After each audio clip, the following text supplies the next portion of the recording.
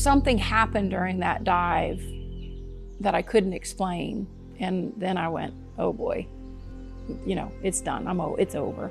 And I remember this incredible feeling of calm,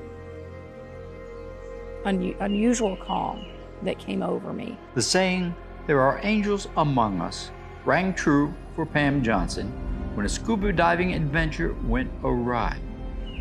The next thing I knew, I felt sand. I'm talking to myself. My first thought was Earth. I'm on Earth. After life-saving CPR, later in her hospital room, a stranger arrived. She said, well, my boyfriend and I were kayaking, and we're the ones that found you on the beach. And nobody had ever mentioned anything about a kayak. Nobody ever mentioned about somebody finding me on the beach. None of that. To this day, nobody ever said a word about that. And she handed me these flowers, and then just like that, she was gone. Pam calls her something more. For me, she was an angel. And it was telling me that there's more. There's more that you're supposed to do.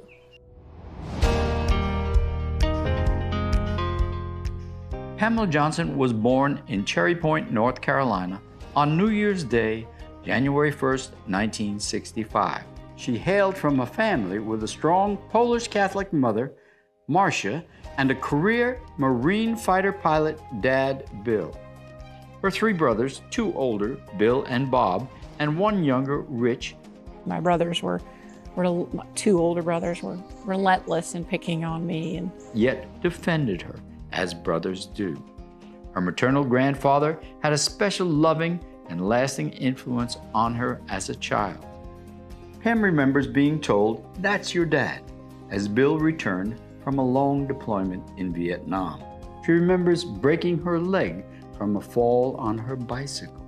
She also remembers learning a lesson in honesty and integrity when she unthinkingly took a piece of chalk home from school and had to return it and apologize.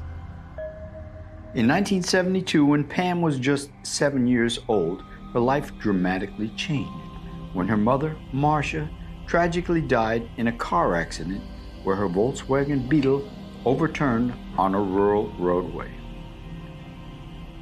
Beyond the emotional impact of that accident, it fostered on Pam new responsibilities beyond her young age and took away much of her childhood. She was reminded of her contribution by a friend. But he's the first person that said to me, you don't realize the role that you played in your family after your mom passed away. And I said, what are you talking about? And he goes, you're the mom, you're the wife, you're the sister, you're the confidant. He said, you're the reason that your family is still together. Her dad retired from the Marine Corps and with another family bought a small cattle farm in Alabama where both families lived in a single trailer. Pam loved being close to nature and animals more so than being around people. She'd spend her free time with her Doberman pincer, Samantha, and her horse, Big Red. She dreamed of being a veterinarian. When she was in her early high school years, an older family friend took advantage of his relationship with Pam and sexually abused her. That had a life-changing effect on her. And out of a sense of guilt, Pam kept that to herself until a time in college when a friend and priest, Father Cy, helped her bring it to the surface, to a therapist, and then to her dad. Her dad gave her real comfort in telling her it was not her fault. Though somewhat of an introvert personally, Pam, having grown up with three brothers, brought an aggressive lifestyle to her sports. She was a competitive swimmer and loved basketball. Though initially ridiculed for playing a boys' sport, she developed a strong bond with her dad when she showed him her skills. He became her coach and her #1 fan. Pam was homecoming queen and the star on her high school basketball team. I started getting scouted when I was, I think, a sophomore or junior in high school. And offered full scholarships from a number of colleges, but eventually went where the money made college realistically possible. I ended up going to the University of Montevallo, which was an NAI school at the time. But that is truly where I learned the value of true friendship as well. You know, playing in a team and playing with different personalities and frankly, learning how to live with coaches that were not only not great coaches, but really poor leaders. The demands of college courses, plus basketball, made pursuing veterinary medicine seemingly out of reach. Pam chose a major in mass communications, thinking sports broadcasting. A car accident served as a wake-up call to Pam that if she only had one life to live, she should live it doing something she loved.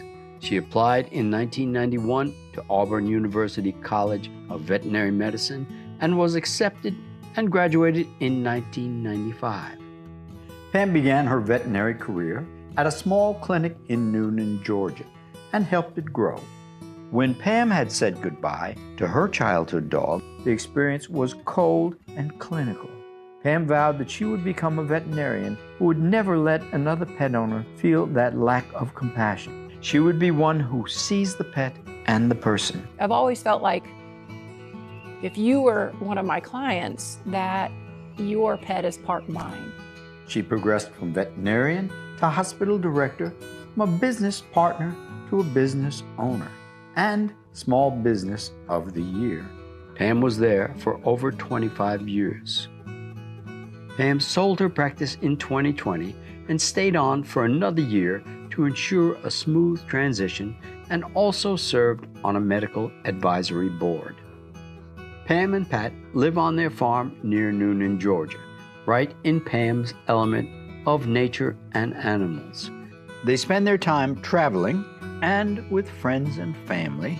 And with the second chance that Angel gave her, Pam is taking her life lessons, learned both personally and professionally, from her experiences and, of course, her mentors, her grandfather Mac, her dad Bill, her husband Pat, and her 3 brothers, Bill, Bob, and Rich, to perhaps teach others and ease their journey.